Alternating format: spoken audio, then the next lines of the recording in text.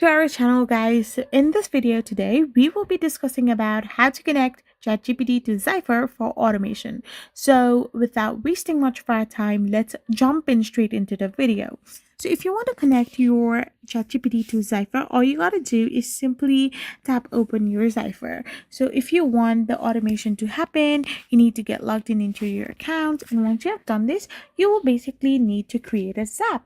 So Zap is one of the basics to start from scratch in Zapier.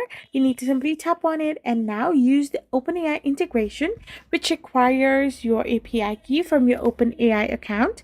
You need to simply set a trigger like a new form submission and add a ChatGPT action like generating text or analyzing data with your prompt. You need to now map data between steps to create powerful automated workflows without coding.